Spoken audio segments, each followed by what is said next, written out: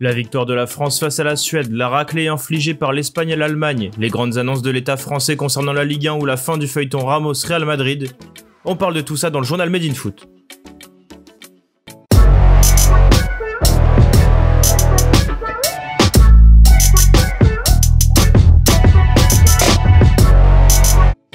La France clôture en beauté cette année 2020. Après avoir perdu face à la Finlande en amical la semaine dernière 2-0, les Bleus ont su se ressaisir face au Portugal samedi, victoire 1-0, et contre la Suède hier 4-2, pour finir invaincus dans cette Ligue des Nations.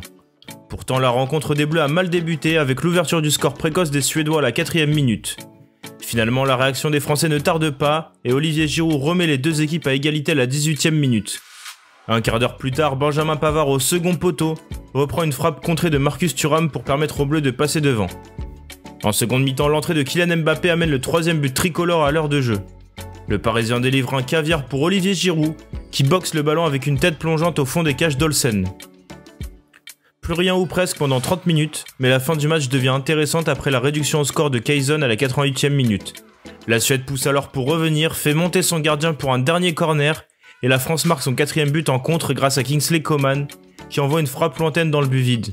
4-2, la messe est dite, et les Bleus terminent donc la Ligue des Nations avec 16 points sur 18 possibles.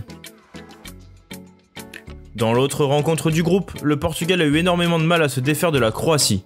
Menés à la mi-temps, les Portugais ont dû attendre l'expulsion de Rogue à la 51e minute pour pouvoir enfin trouver la faille. Ruben Dias, dans la minute qui suit, égalise pour les Portugais, suivi d'un but de Joao Félix à l'heure de jeu. Alors que l'on pensait que les coéquipiers de Ronaldo allaient dérouler, Kovacic, déjà buteur en première mi-temps, s'offre un doublé et permet aux Croates de croire en un match nul. Mais en toute fin de match, Ruben Dias, sur un ballon mal capté par le portier croate, délivre les Portugais. Tenant du titre, le Portugal finit deuxième de ce groupe de Ligue des Nations. Mais la soirée complètement folle de cette Ligue des Nations se déroulait en Espagne. En effet, la Jora a tout simplement atomisé l'équipe d'Allemagne 6-0 pour cette 6e journée de Ligue des Nations. Alors qu'une place pour le Final Four était en jeu, les coéquipiers de Sergio Ramos, sortis sur blessure, n'ont laissé aucune chance à la Mannschaft. Complètement dépassée, la bande de Manuel Neuer était en retard sur chaque offensive espagnole et a notamment encaissé un triplé de Ferran Torres. Au niveau des statistiques, le constat est sans appel, 23 tirs pour l'Espagne contre seulement 2 pour l'Allemagne et 0 cadré. La presse espagnole s'est montrée dithyrambique envers sa sélection après sa victoire historique contre la Mannschaft. L'Espagne ne pouvait pas échouer et n'a pas échoué. Non seulement elle n'a pas échoué, mais elle est passée au-dessus d'une Allemagne qui est aujourd'hui loin d'être la sélection qui aspire toujours à tout, avance Mundo Deportivo. A noter que la défaite d'hier est la plus large subie par l'Allemagne en 89 ans, de quoi agacer au plus haut point Die Welt. L'Allemagne offre une performance honteuse en Espagne, le sélectionneur national Joachim Löw devra répondre à de nombreuses questions. La phase de qualification pour la Coupe du Monde 2022 en Amérique du Sud a aussi été spectaculaire. Le Brésil et l'Argentine ont fait le travail cette nuit, respectivement face à l'Uruguay et le Pérou, pour des victoires 2-0.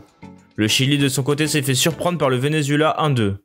Mais la grosse surprise de la soirée est la débâcle de la Colombie en déplacement en Équateur. Les Cafeteros se sont en effet inclinés 6-1. Après ce gros point résultat des matchs internationaux, on passe maintenant à l'actualité. Présent dans l'émission Apolline Matin sur RMC, le ministre de l'Éducation nationale et des Sports Jean-Michel Blanquer a fait de grandes annonces pour la Ligue 1 et notamment le retour dans les stades.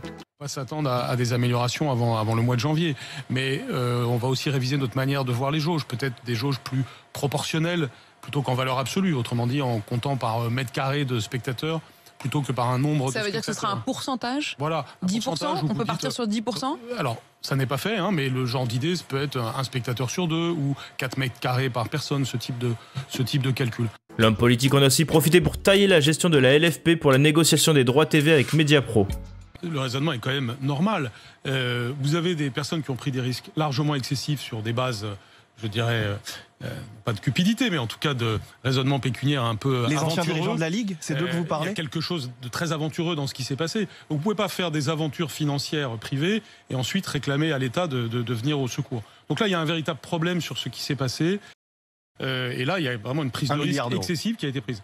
Enfin, tout est bien qui finit bien pour Sergio Ramos et le Real Madrid. En effet, l'émission El Larguero, diffusée sur la radio Cadena Ser, a annoncé qu'un accord de principe avait été trouvé entre le Real Madrid et le défenseur de 34 ans pour une prolongation. Florentino Pérez aurait ainsi accepté d'offrir 2 ans de contrat à son capitaine. Merci à tous de nous avoir suivis, n'hésitez pas à liker, commenter, partager cette vidéo et à bientôt pour un nouveau JT.